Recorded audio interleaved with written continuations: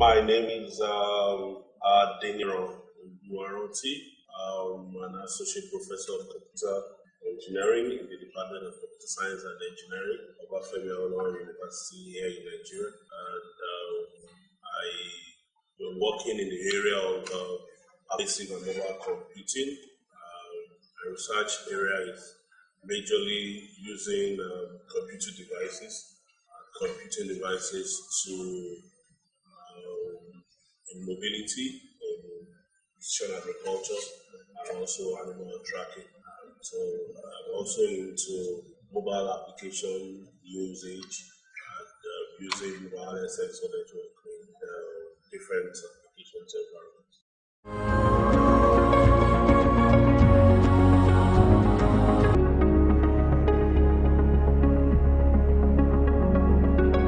CS4HS came through. We already have a program partnership with Google. We've run through training for students on Google mobile application development, where we trained students on how to develop applications using mobile links or using mobile tools.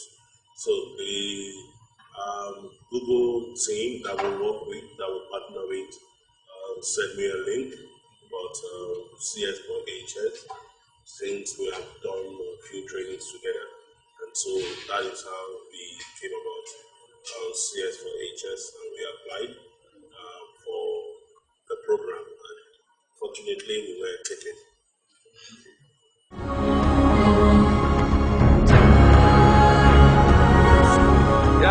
Well, I didn't do it alone. I have a few set of dedicated teams that I'm working with. We have students that I've trained that become instructors in computing, and they are software developers. So we come together, and since we have been doing the training for the students, we just adopted the program that we have for training for the students. But we knew that the staff may not be, it may not be easy for us to put together the extended training that we have for students, because for the students, we do about 6 weeks training on different mobile application tools on Android platform. So for the teachers, we have to look for a tool that is easy to learn, and fortunately, Google has some apps inventor that we're able to adopt to suit the short time frame that we have. But unlike most of the CS4HS program that we've come around that we've seen, look in different places, we had to do a 2 weeks program rather than just a 1 week program. So we needed to extend the period for the training. Thank you. Yeah, there were several challenges. The challenges of that is common with a third world country. The challenges of power. The challenges of also having the right quality of teachers to train, and the motivation for the teachers as well. So we had to give them a lot of support for them to be motivated. We were able to provide lunch for them because we had them for the entire day from morning till evening. So we had to provide lunch, we had to provide tea breaks, and also to motivate them from their place of work. So we had challenges of also power, we have challenges of resources, like the computing tools that teachers have to work with. So there were several challenges.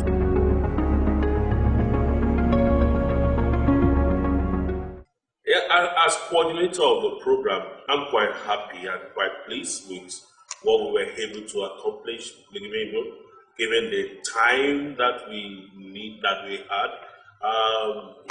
We wanted a pure computer science audience as teachers. We got a mix.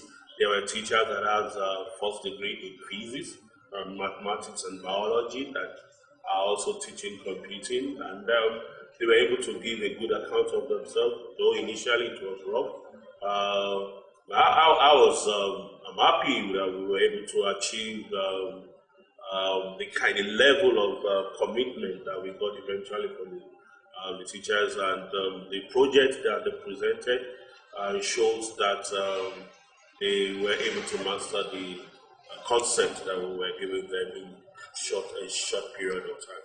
So I'm quite pleased with what we're able to do. It gives us hope that giving more support and opportunity, we can do more.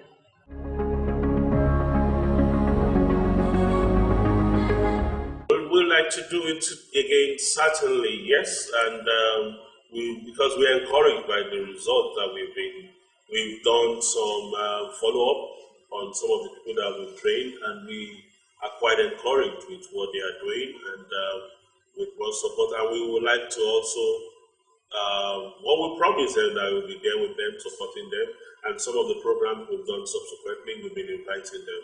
So we would like to do it again because we were able to reach 3 local governments in the state out of about 30 local governments. So we're looking forward to expanding to other local governments that we were not able to reach. So we'll definitely like to do it again.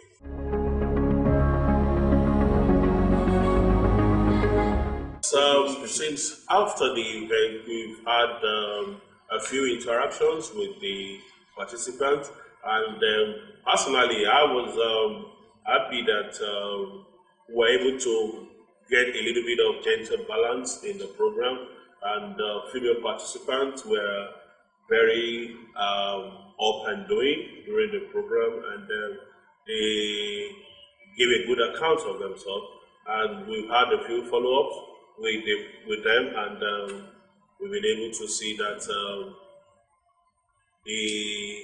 given the support, they can do a lot more in that field.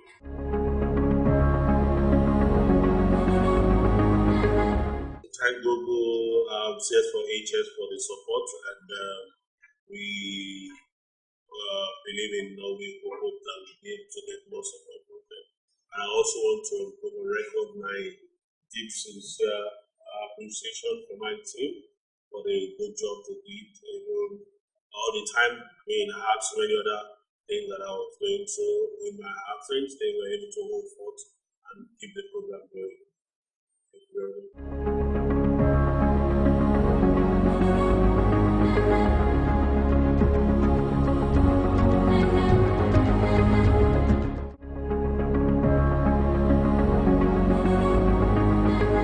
Well, to me, when I got the invitation, this is what I enjoyed doing.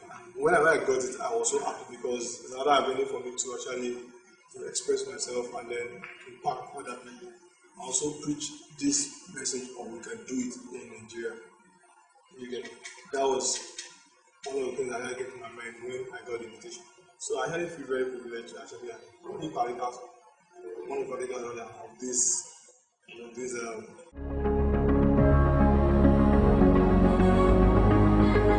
Okay, well, in the training, I was one of the facilitators. The first session I took, that was when I actually introduced them to the world of computing. That's making them understand what the program is first. Because we're looking at secondary school teachers, so we needed to even introduce programs to them. So we tell them the program, the way it runs on the mobile phone, and all those things. Just introduce them to what they use on a daily basis that they might not know. So, and they get to appreciate it. So that was the first part. Then the other part actually took them some of the importance and the business aspect of this whole software thing. They really enjoyed it.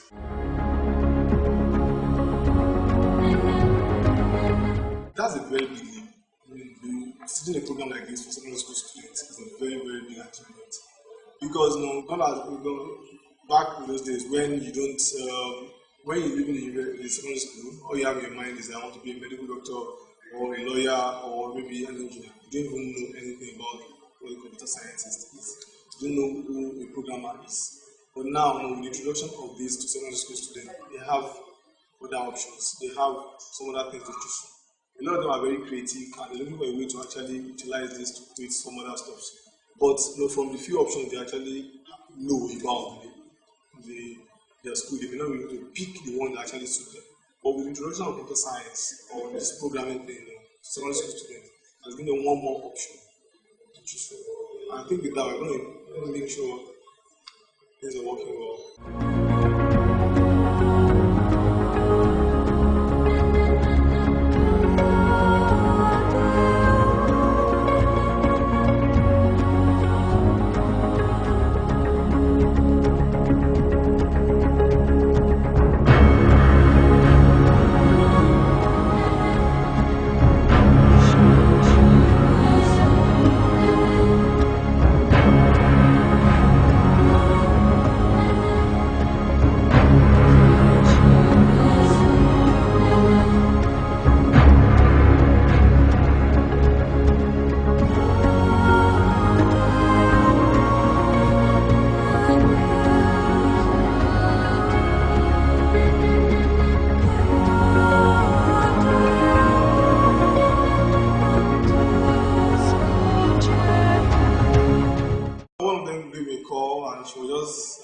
I think she wrote the program, she was happy about it.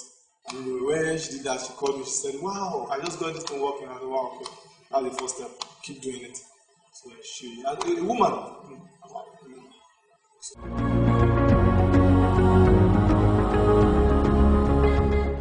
No, overall goal of the event, for that period, yes. Now the follow-up on that, I mean the aftermath, because the result cannot be determined at that point, is the way it goes after the training that we can use to measure the success of the introduction of the program.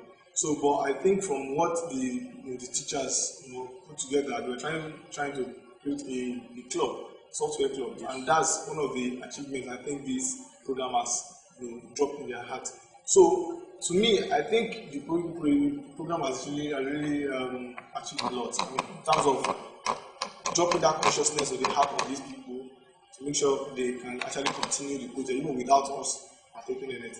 I think that's one of the achievements. And personally, I feel very fulfilled because I just imparted a few lives. I mean, really just 15 people. I'm sure some other persons can do several, and cumulatively, we are very live number. Starting from somewhere, we know where to go from. It's okay, because you have already, okay. So, this is still over, right? So,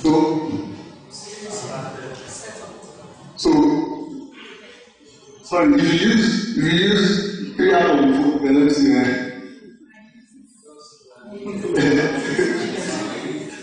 no, okay, yeah, so if you use all of them, let me see, of course.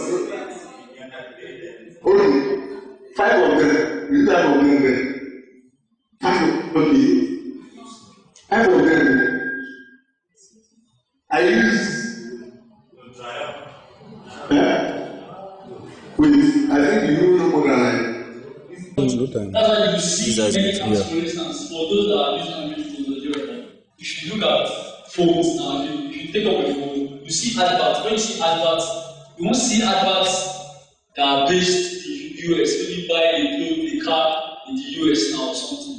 You won't find that advert on your phone. Not because the app was not necessarily made in Nigeria. You can find adverts like Airtel is doing the Bonanza and stuff like that. But the maker of the app does not even know Airtel. The maker of the app can be somewhere in Brazil. But because he has location information, he can know the location of the owner of the phone and can put information that is relevant to the owner of the phone. So that's not it's probably one of the most important feature when developing apps, because you want to build apps that people can use, that people can relate to. For instance, there are apps that, depending on where you are, the language in the app can be changed. If the app takes that, for instance, you are in France now, because the same app, when you carry it to France, it automatically changes the language to French. Because it believes that you are a French person or something.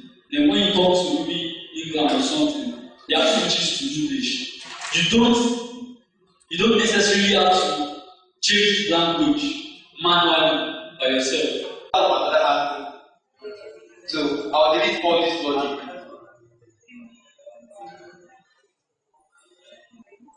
Let me go from another. So I can tell this. What I have so far is the variables that contain the username and the password and import event handler.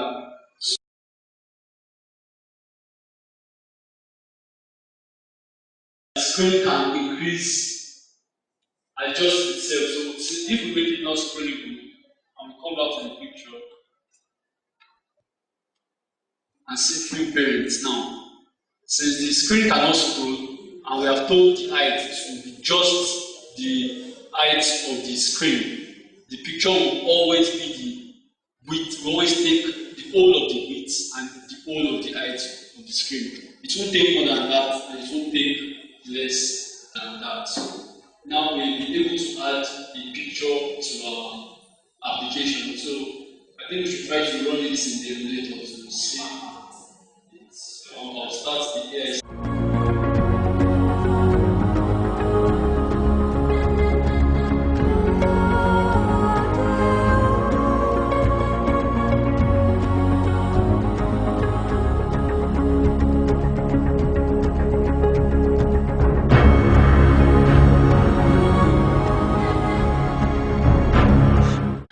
And if you look at the app inventor that we used, I was touched that you could play around with something so small like this, and yet you are doing something big. So I was great. So app inventor provided a means of having to code little things, but yet you have done something big, like the locator sensor. I mean, where you have to it will get the GPS. I mean, GPS coordinate. One thing I enjoyed, one thing that caught my attention from the start of the program is the nature of the tutorial. I can build an application myself, and not only that, I can even teach others. Appreciate yes, they are really done well. Bringing this kind of program to Africa, they are really done well. I want to say that they should continue learning. They should not ensure that such program continues. And students too can